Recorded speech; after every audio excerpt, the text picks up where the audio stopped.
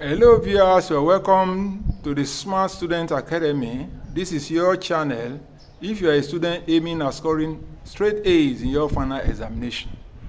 This is the arena for champions who will settle for nothing less than pure academic excellence. Come with us as we show you the strategies you need to achieve your academic ambitions. Today's talk is on highlights of memory retention and study techniques. This topic presents a comprehensive list of memory retention and studying techniques. Each technique mentioned here today is briefly treated without going so deep. It is meant to create full range of awareness about all the different options available to you as a student, out of which you can make your choice. For an in-depth analysis and full explanation on each technique one by one, I want to recommend that you should explore this channel further. Search for them. We have all of them there. Explain one by one. But for now, please hit the subscribe button and let us continue as I give you a general overview of all different memory retention and study techniques that are available at your disposal. Here we go. First one, active recall. Instead of passively reading or reviewing your notes, actively test yourself on the material by trying with your brain to say offhand, without looking at the book, the answers to any question that you ask yourself. You can use flashcard or write the answer down to see if you know it, but write directly from your memory, please. Number 2, space repetition. Review information at increasing intervals. So if you do some reading today, in another 3 days, go over it again. In another 7 days, go over it again. In another 2 weeks, go over it again. In this way, the information will get stick better to your brain. You can use apps like Anki, Quizlet, or Brainscape to automate space repetition. These are online tools. Number 3 is the Feynman technique.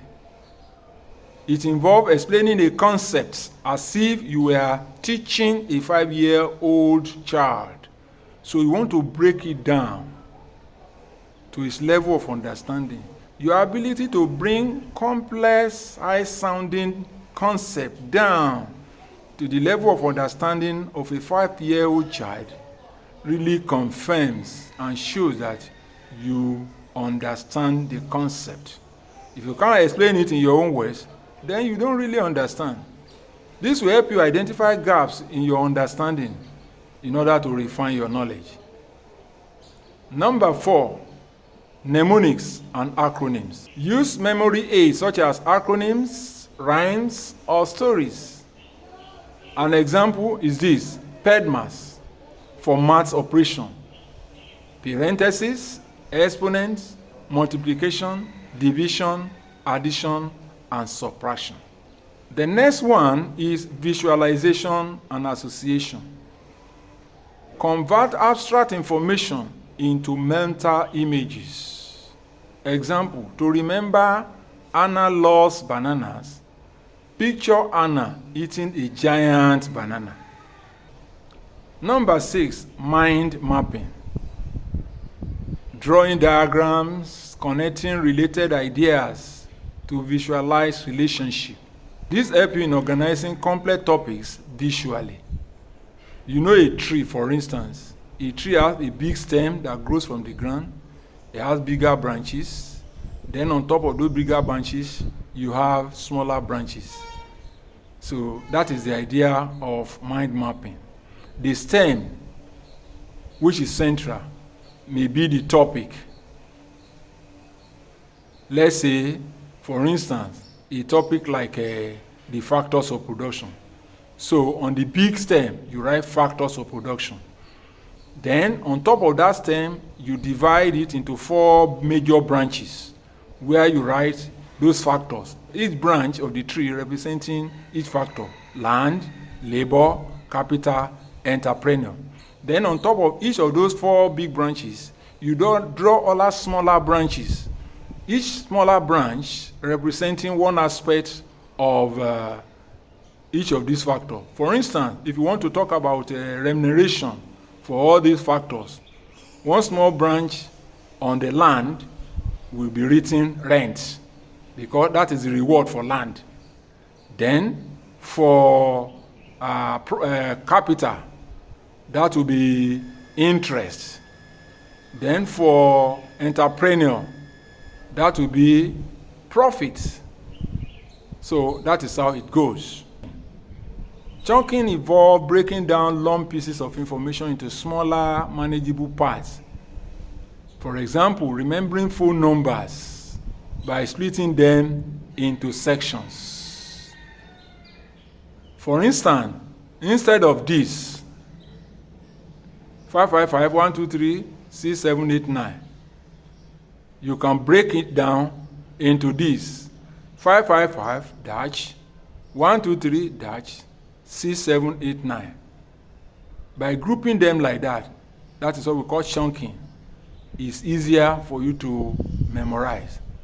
If you are using MTN, for instance, you understand what I'm saying. First, you will say 0803, that's the first chunk. 334 at the second chunk. 5529, that's the third chunk.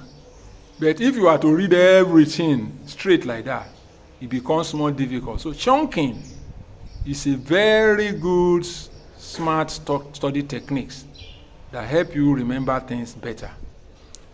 The next one is what we call storytelling. That is the method of loci or memory palace. This involves association of information with locations in a familiar setting, e.g. your house. Work mentally through your memory palace to recall information. Then number 9, dual coding. That is adding text plus images. You can combine words written down with visuals for better recall. So when you write the definition of something, then you draw the graph or the diagram that goes with it, beside it. Looking at the two is what we call dual coding. You are seeing the information in textual form. You are also seeing it in image form. This will help you to know it and understand it better. Examples: studying diagrams, charts, and infographics alongside your notes. Some students are in the habit of just reading notes. They will never look at the chart, look at the table, look at the statistics, look at the drawings. But those people who made the book, or the teacher who gave you the notes, added all those visuals, diagrams, charts to complement what you are reading. So by reading the notes alone, you cannot get a full picture of what you are learning. So always study the two together. That's dual coding. Number 10, music and rhythmic learning. Use songs or rhythms to memorize facts, e.g. alphabet songs for children. You know how children know letters, all those baby rhymes or children rhymes. A for apple, B for this, and the rest of them. So those songs, if you can convert some complex topics into rhythms like that or songs, I can assure you, you understand it better. The next one is self-explanation. So here you explain what you have learned to yourself in your own words. You can face a wall or your mirror as if you are teaching it to somebody inside the mirror, or to yourself, your image inside the mirror. This will reinforce your understanding and memory retention. The next method is called interleaving practice. Interleaving. Mix different topics while studying instead of focusing on one subject for a long time. This helps the brain make connection between concepts, and it helps the brain to adapt, to move up and down and reshuffle information, which helps you to understand better. The next method is sleeping well and then having power naps. Sleep strengthens your memory consolidation. Taking short power naps, 10 to 20 minutes after studying, can reinforce learning. But unfortunately, some people rather believe that studying alone is enough. No. Your brain is the tool you are using. It needs rest. Your body needs rest. When you rest, you regain energy and come out stronger next time. But if you commit yourself to just reading, no rest time, when your body and your brain breaks down, you reach the dead end, which is not good. It's not good enough. Next one is teaching others. We call it teach back method. This involves explaining concept to someone else, which forces you to understand the stuff deeply. Teaching also reinforces long-term memory and retention. Number 15, handwriting notes. Instead of typing, use handwriting to copy your notes. Maybe you are copying from a teacher's note or from the board or from a friend. Use handwriting. I don't know if you have noticed that by the time you are copying in notes, it's as if you are reading it again. Yes, because your mind must be there to pick the information, to understand what you are writing before you can write it. So, copying your notes is very, very important. It helps improve your memory. It also engages your motor skills and cognitive processes. 16, contextual learning. Associate what you are learning with real life experience or applications. Example, learning chemistry by relating it to cooking. 17, using different study locations. Studying in different environments improves recall by creating multiple memory cues. Yes, there could be something in one environment that by the time you look at that object, it will just help your brain to remember some information. So don't just be rigid with location. Move and change your location from time to time. Number 18, reviewing before bedtime. Don't just be satisfied with all what you have done in class for the day and then you go and sleep. No. What your teachers taught you today, before you sleep, even if it is merely glancing through, review them before bedtime. That will be your second contact, and it will help to reinforce memory retention. So studies show that reviewing material before sleeping helps to consolidate our memories. 19, use scent or sound triggers. Associating a specific scent or background music with studying can improve recall when exposed to the same scent or music later. This one is in the realm of deep psychology. Yes. Now, let's continue. Effective studying techniques. 20, Pomodoro techniques. This involves studying for a period of, say, 25 to 30 minutes with focused attention, after which you take like 5 minutes break in between to rest. Then you come again, take another 25 to 30 minutes to study, then take another 5 minutes to rest again, just to relax your muscles, your brain, and your body. Then when you have done that for 4 cycles, then take a longer break, like 30 minutes to 1 hour, for a longer rest. It will help you a lot, and we call it Pomodoro technique. 21, the SQ3 method, which stands for survey, question, read, recite, and review. Each letter there, the S, the Q, and the 3R, that's RRR, stand for something. The S for survey means that whatever you want to read, you skim through the heading, the summaries, the diagrams, just within a short time. The Q there means that all what you have seeing while skimming. You change them to questions. You form question with them and write it down. Then the R stand for read. Then you now take time to slowly read the text carefully. This takes a longer time for you to understand well. And after that, you recite. Reciting means summarizing the key points aloud or in written form. And lastly, you review. You go over the materials again later. 22, the Leitner system, that flashcard technique. You sort your flashcards into different boxes based on familiarity. When you use flashcards, the difficult ones you set aside for further review. The one you readily understand, you set aside for to show that you already mastered those ones so that you don't waste time on what you already know. Then you do more review on the ones you find difficult. This is what we call targeted reading. So you review difficult cards more frequently than the easier ones. That's what we call the Leitner system. 23, Connect notes taking system. This involves dividing your notes into 3 sections. Section 1 for main ideas, Section 2 for key points, and Section 3 for summary. This makes your reviewing and recalling information easier.